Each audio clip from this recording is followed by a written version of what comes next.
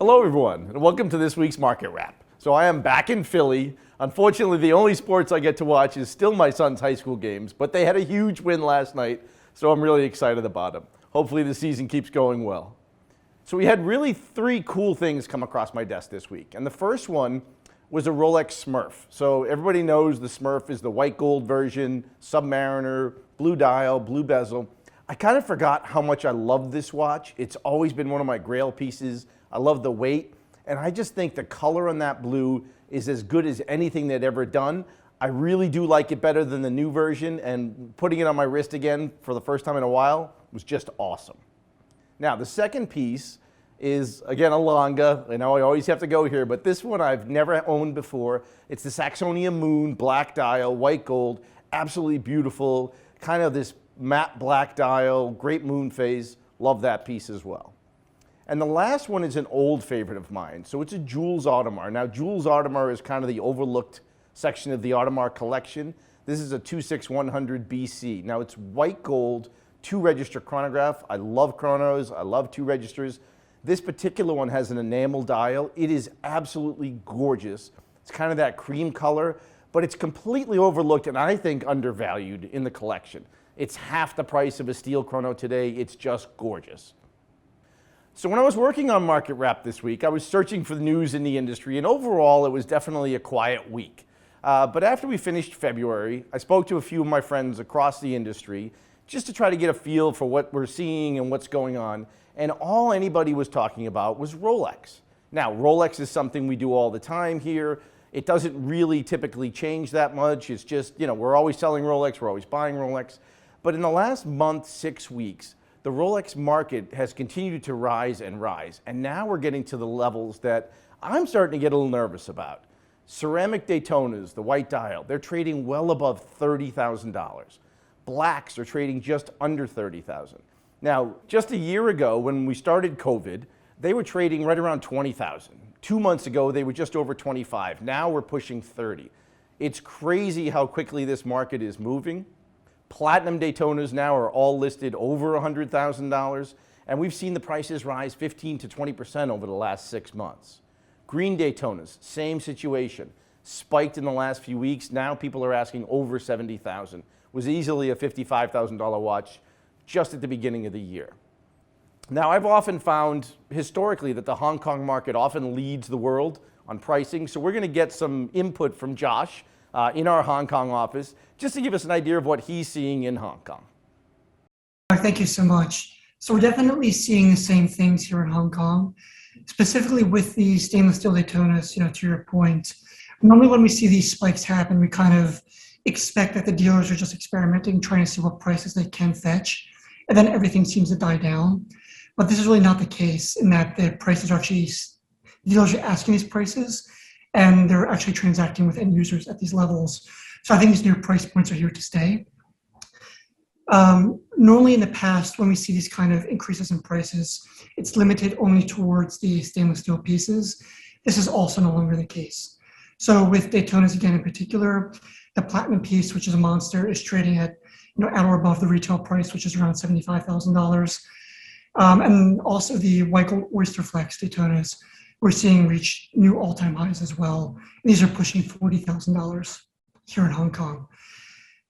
These new high levels and lack of supply for Daytonas is also creating a heightened demand for previously lesser appreciated models in the Rolex family.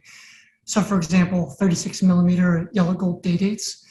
This was a watch that for years could be had for 20 to 25% off retail. Today it's not the case anymore. So we're now seeing that even as a dealer, we can't get these watches for anything more than 3 to 5% of retail. And even at that, the good dials are impossible to get. So there's a lack of supply, and it's driving up the prices even on these precious metal pieces. And even a step further, we're seeing the same trends with the 36 millimeter Datejust models. So two-tone Datejusts, champagne dials, white dials, even the stainless steel blue dials, these watches are trading at or above their retail prices. So for these classical, more formal pieces, it's really unusual that we're seeing these kind of trends. So we've been seeing these increased prices taking place for the sports models for, at least the past 3 to 6 months. The prices trickling down and increasing with the precious metal, more classical pieces is relatively new. So this is a trend that's been really within the past month, I would say. And I think it's something that's here to stay. Unless Rolex really decides to start flooding the market again with supply, over distributing, stocking all the shelves and windows at the retailers, I don't see any reason why these prices would start to come down, at least in the near future. Also, when people are at home, they're working from home or in quarantine, they're online shopping or Chrono 24, they're seeing all these increased prices everywhere. It's in their faces. So everybody's, whether it's right or wrong, everybody's becoming somewhat adjusted and seeing these prices and recognizing them as normalized. So again, I think unless Rolex really starts to increase their distribution, I do not see this trend changing anytime soon. And what I imagine will happen, as with many other trends, these things will start taking place here in Asia and then trickle down or flood through to Europe and then eventually into the States. So we'll see what the future holds. It's a very exciting time for watches. And back to you, Mike. Thanks to Josh for the insight from the other side of the world. It's always great to get the perspective from over there. So it's apparent the market is spiking across all Daytona models. Now, the market is either speculating that the platinum, green, and ceramic are going to be discontinued, or that the supply is going to stay tight and possibly get tighter. It never ceases to amaze me how quickly the Rolex market responds to demand and how quickly and liquid the pieces trade in the market.